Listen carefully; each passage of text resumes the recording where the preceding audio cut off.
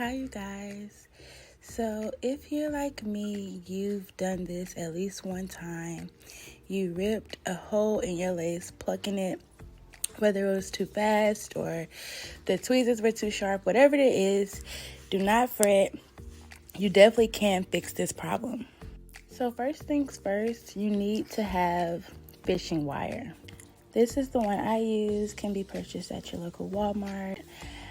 So you're going to take the fishing wire, you're going to put it on a C-shaped needle, like one you would use to do a basic sew-in, and you're just going to thread it just as normal.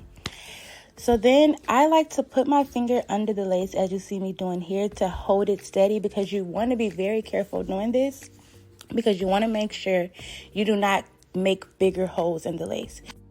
You will see that it's very easy to pull the fishing wire taut and create a larger hole. So you want to make sure that you're going through at least about 4 grids over to create a secure hole. Because if you're only pulling 2 grids together or 2 little holes together, it will probably rip those holes. But if you're pulling about 4 holes together on each side, then you'll be able to create a secure hold and not cause bigger rips.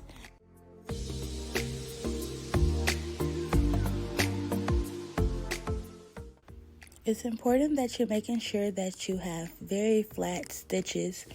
Given that this is the front of the lace on this unit, I try to make sure that I'm putting very neat and flat stitches so that I won't have a bulk or bulge at the front of my lace. So this takes a lot of patience. Do not rush this part. You want to make sure that you're doing it as slow as possible, neat as possible, so that you will not have any bigger holes, nor will you be able to detect this. This method should leave you with a very seamless, repaired look.